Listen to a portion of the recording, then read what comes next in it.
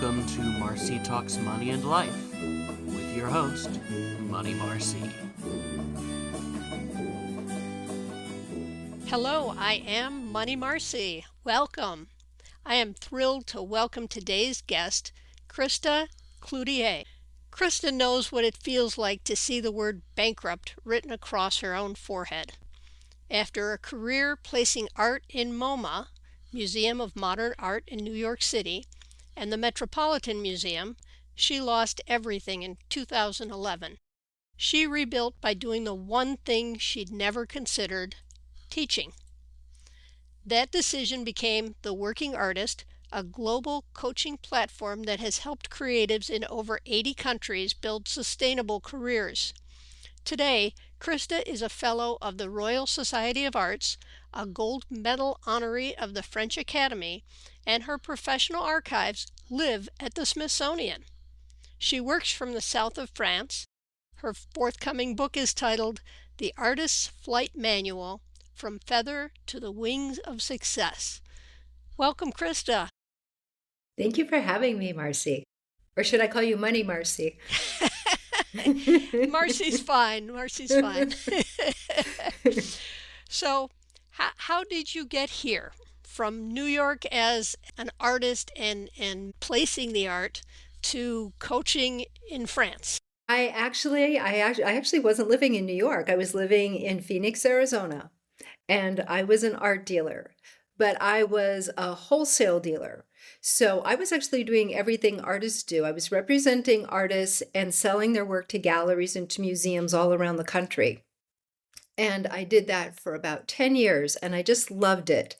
And then I had my midlife correction, which looked like it didn't look like a correction, it looked like a crisis. Someone came into my office and he was complaining about his job and saying, "Don't you just wish like you could just sell everything you own and move to the south of France?" And I thought, yeah, that's what I want to do. And I did it. I sold everything I owned and I moved to the south of France, lived there for a year, ended up meeting a guy from England and moved to England and started over. And I got a job in a gallery in London. It was the biggest gallery in the world, I think, at the time. They had a helicopter landing pad on the roof, and we had chauffeurs and French chefs and all of that. And they gave me this really big contract with lots of zeros. And it was great because I had left the United States in 2008. So I had never really been able to sell my house, for example, because the market was crashing. Like all of that was crashing behind me as I left. And I was never really able to find my footing. So I'd been kind of living on fumes for a few years. So this contract with this gallery was a lifesaver. But after several months, I realized that I was being paid in promises. And the gallery went bankrupt.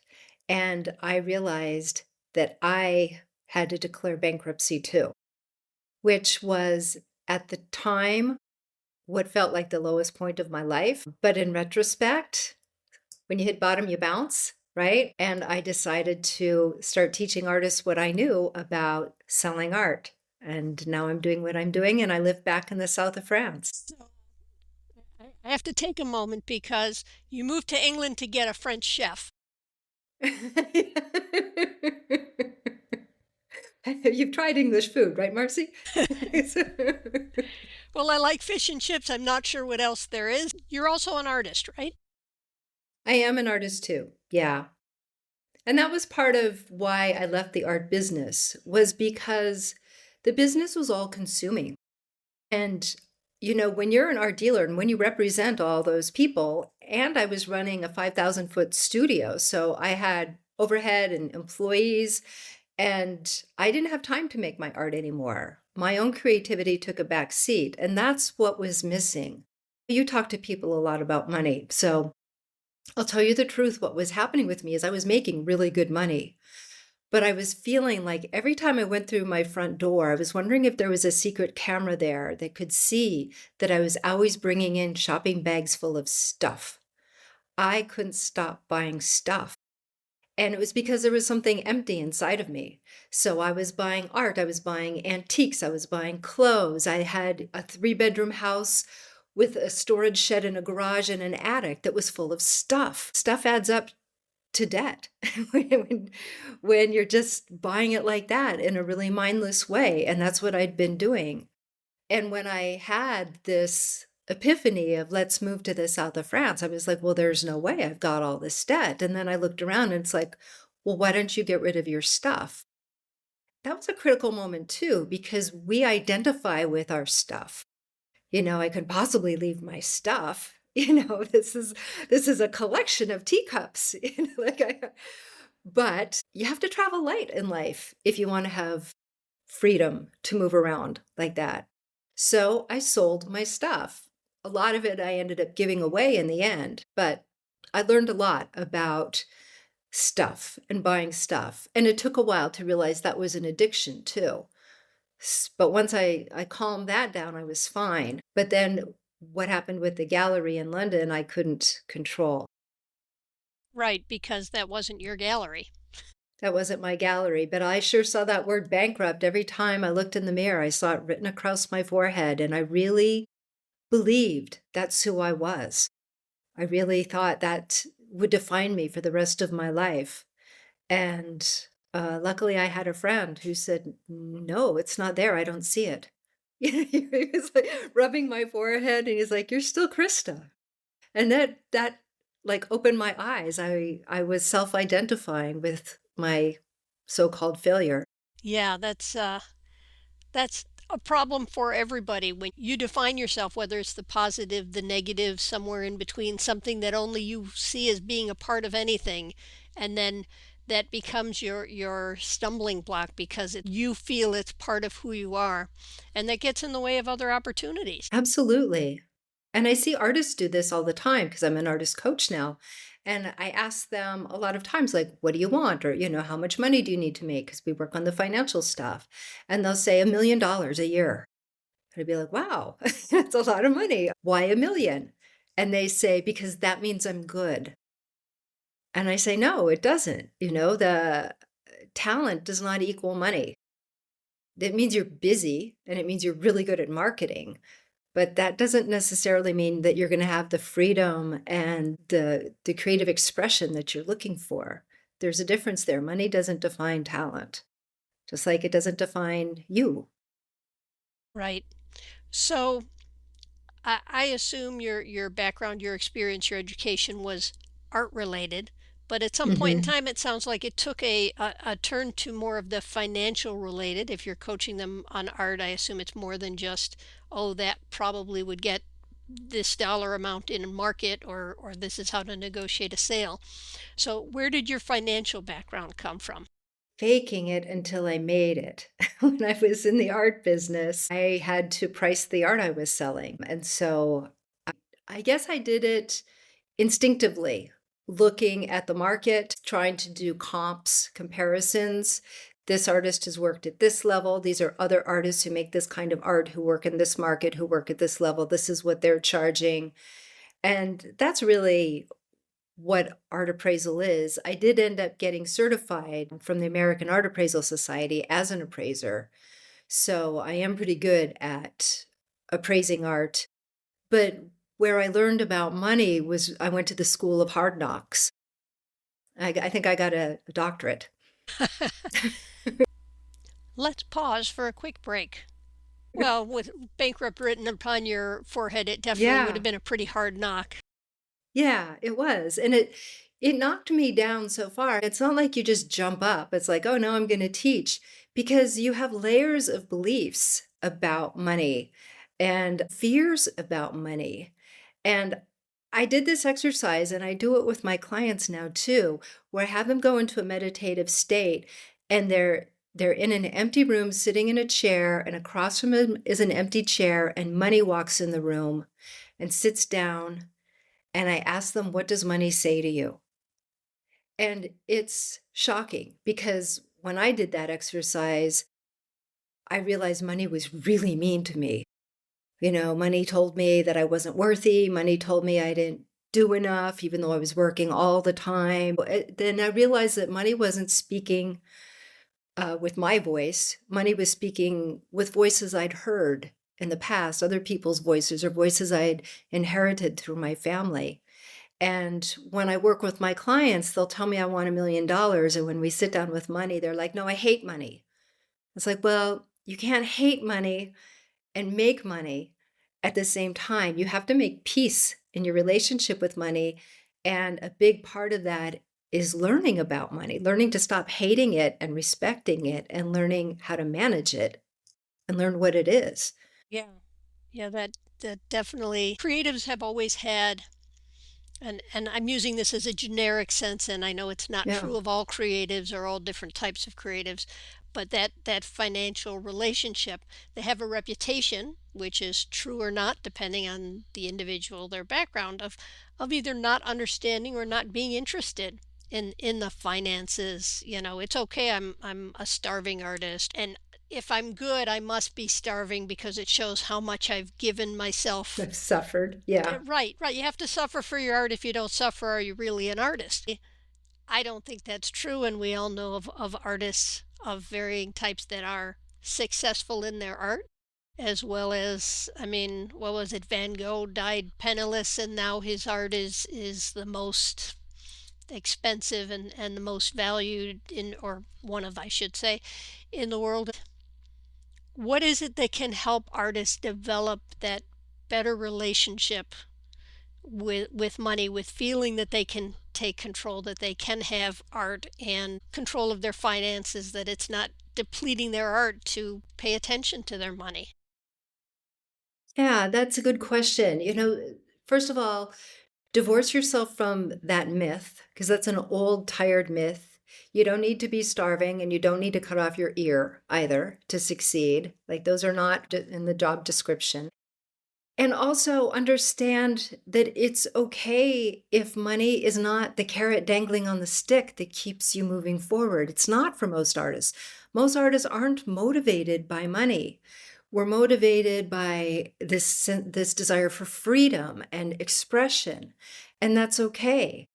But if you want to have that in a way that makes you money, doing the work to learn about your relationship with money and what it really is and what you really believe about money and where those voices come from, what you've been told, and then also learning about your money. I set aside 2 days a week to sit down and look at my money or learn something about money or watch a video about money. And when I started after my bankruptcy, I realized I was terrified.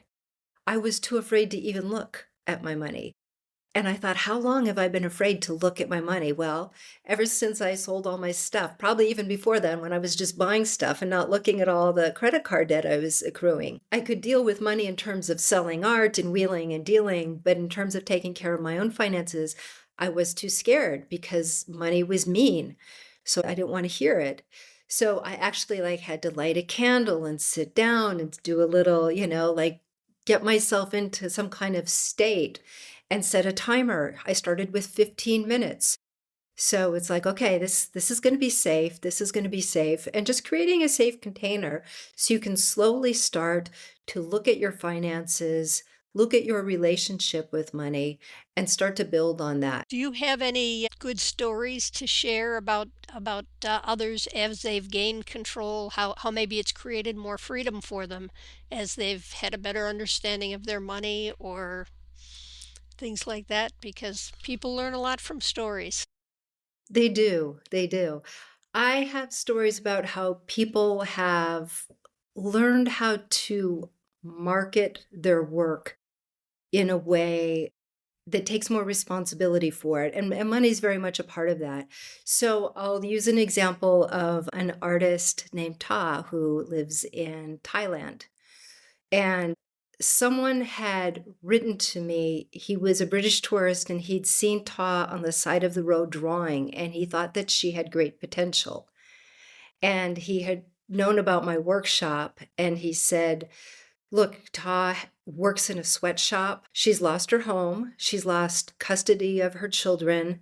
She has no money whatsoever, but I'm willing to buy this for her.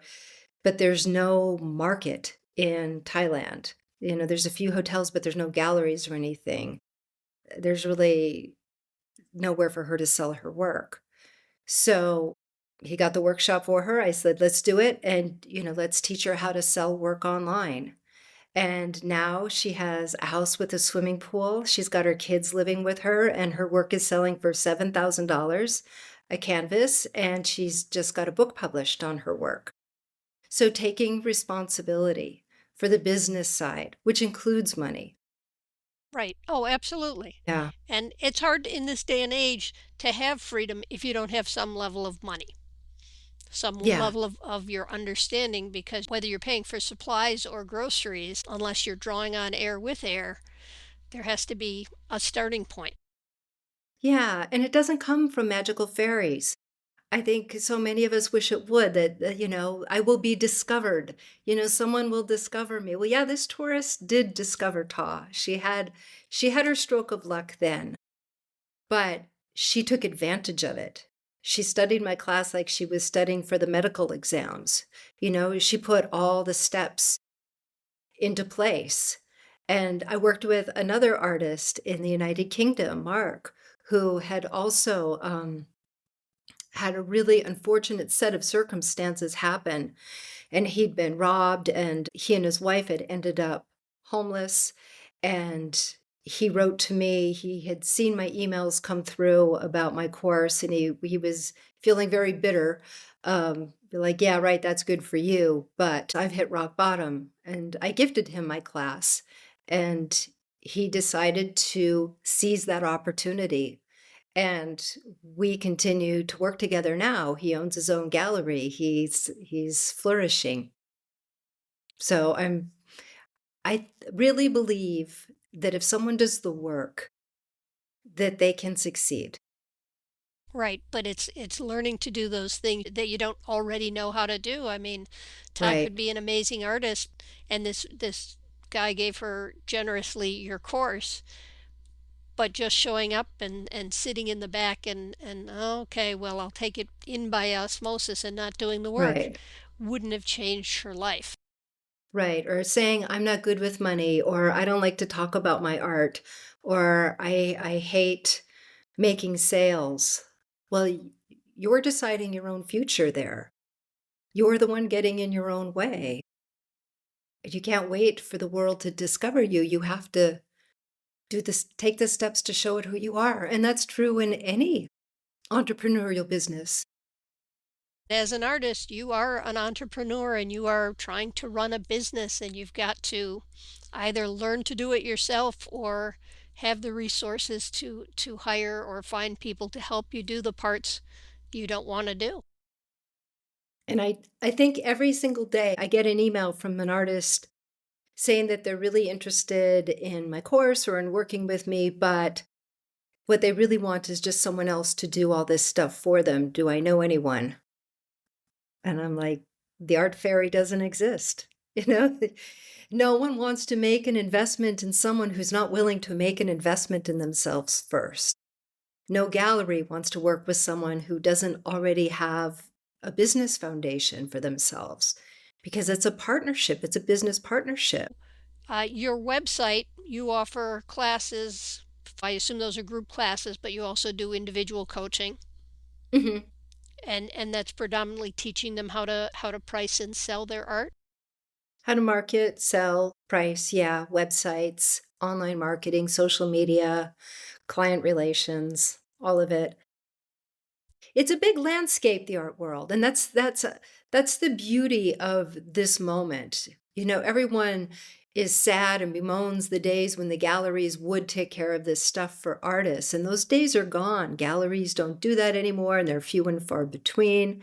But really, galleries had very closed doors, and it was only a few artists who could get in, and there were only a few people who actually invested in art and bought art. But the internet has opened it up incredibly, exponentially, and now all kinds of people buy art, people who never would have walked into a gallery before or bought art. So anyone who does anything can find a market for it. That's a real opportunity if you think entrepreneurially. That's Yeah, Like it's a an tough word. entrepreneur. There we go. Like an entrepreneur. And then you also have a YouTube channel.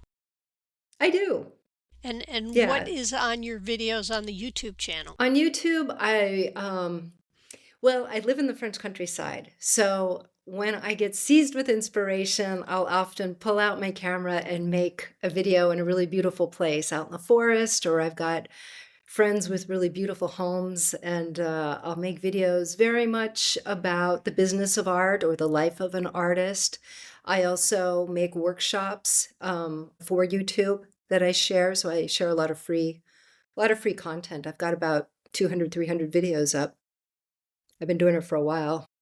So that's something that people who they're not sure about the class, but they want to kind of get an experience for who you are, they Yeah, should be checking out your YouTube channel and seeing yeah, the kinds of things you offer there. yeah.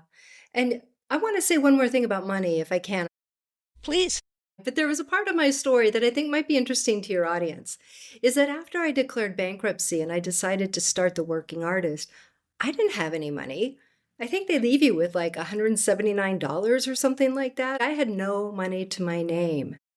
And how am I possibly going to do this?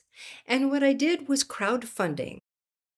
And I don't know if any of your guests have talked about crowdfunding. I haven't heard any from what I've listened to. They haven't. I would love to hear which platform you used, why you chose it. I chose Indiegogo because a lot of artists were using it at the time. Kickstarter is great too. It was kind of hard to choose, but I ended up going with Indiegogo. And in the end of the day, it's not really about the platform, it's about your audience. And I started teaching the working artist in person. I was living in England, so I would visit different universities and art groups. And I was using that to sort of workshop the workshop to see what kind of questions I was getting and what people were really interested in and how my material was being understood and translated. And I was building my email list as I was doing it. And I was posting on social media and building my social media following as I was doing that. And I did that for about a year before I launched my campaign. So I already had somewhat of an audience. And when I launched my campaign, I just threw it out there and I worked really, really hard. A crowdfunding campaign is probably the most exhausting thing a human being can do. It's 30 days and 30 nights of asking people for money. It's really not very pleasant, but it's an incredible marketing tool because it helped me to get my word out in a really, really big way, bigger than to get more attention that I would have gotten had I simply just hey, I started a class, put it online. It was much more intense and it got a lot of attention. And because there was an urgency to it, people started to feel like they belonged to something. And the people that contributed to my campaign back then, that was, I think, 2013, are still working with me today. So that those relationships are real. And I highly recommend crowdfunding to anyone who has a big dream that they don't know how to achieve. Yeah, I've participated in crowdfunding from the, I guess, consumer side. If someone's Mhm. inventing a board game or a something or other, if you get in a certain amount at a certain time, you get, a copy of the game for free or a digital this or whatever else. But I know many of the platforms work differently. They're more designed for an entrepreneur, they're more designed for an artist. This one is designed for people who have had a medical emergency or whatever else, and they're not giving anything, they just need the financial support. So, um, yeah, crowdfunding. Yeah, I'm actually working on writing a chapter for my next book on the basics of the various types of crowdfunding. So I'm thrilled you brought it up and had such a positive experience from it. Absolutely. I have a workshop on it and I'll share it with you. If you remind me to send it, I'll happy to. Sure, I would love that. So your classes, are they live classes or you're letting people into a previously filmed because you already went through and smoothed out what you need to teach in that class? Yeah, that's a good question. I've got two levels of classes. One is called the Working Artist Journey, which is completely do it yourself online. You can watch the videos and download the workbook. You can work with a coach that I've trained if you want to, and you are invited to calls every month that I hold for anyone who's ever taken my course. and until the end of time. So I've got people who have been on my calls since 2013. So it's a great community. So you can join that community as part of the Working Artist Journey. And once a year, I run the Working Artist Academy, which is a 12-week program and includes live training every week, mostly about AI and art, but not completely. But that's just something we've been experimenting with to see different ways we can help people use AI in responsible ways as artists, and also mitigate the fears that are coming up for artists and some of the challenges. And then, yeah, so that's with weekly calls and discussion boards and a lot more hands-on in the academy. Yeah, I love the idea of being able to present information that maybe will help artists to take more control of their situation. It's a challenging profession. It is. It is. Even on a good day, it's not easy. You're putting the most personal, most vulnerable part of yourself out there for people to judge. And people aren't always cognizant of that, and they're not always kind, and they can be very dismissive. And you tend to take it very personally. And that, I think artists they really struggle because if they're not selling their art, they think it isn't good. And they really need to separate their worth and the value of their work from their bank account. Those are two separate things, totally. Their bank account is a reflection of their marketing, not the quality of their work.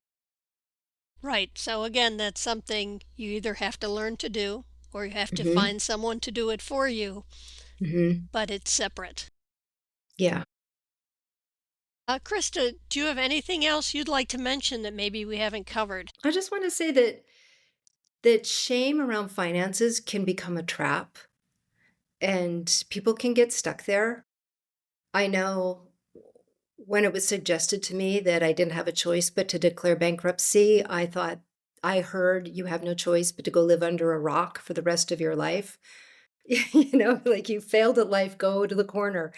And in fact, once you can separate your identity from your bank account and learn to take responsibility for it, the world really opens up to you in a whole new way. And it is scary. Um, but money isn't mean, and money isn't awful. Money is just a thing. And you're putting all of that, putting that onto money. So stop doing that and start learning about what it really is and how you can control it and manage it. And if anyone out there is creative and entrepreneurial, I invite them to join my email list at theworkingartist.com, and I've got an art business assessment that would help them. Well, thank you. That's great. Krista, thank you so much for being my guest today. We appreciate you taking the time to join us here. I really enjoyed it, Money Marcy. Thank you. And to my listeners, I will be sharing a link to Krista's information in the show notes. Please check her out. She has a lot of interesting information. Don't forget to subscribe, leave us a review, and stay tuned. I'll see you next time. This has been Money Marcy on Marci Talks Money and Life. You got this. Are you writing a book? Do you need an extra set of eyes on it? To make sure it's going in the right direction, to catch problems you really need to fix? I can help with that. This is Karen Martinez, professional editor and frequent guest on Marci Talks Money and Life. I offer a special service, the extra set of eyes. I help you bring your ideas to life by asking insightful questions and checking your structure, theme, and tone. Call 480-485-7780 or go to myextraeyes.com. That's 480-485-7780 or myextraeyes.com.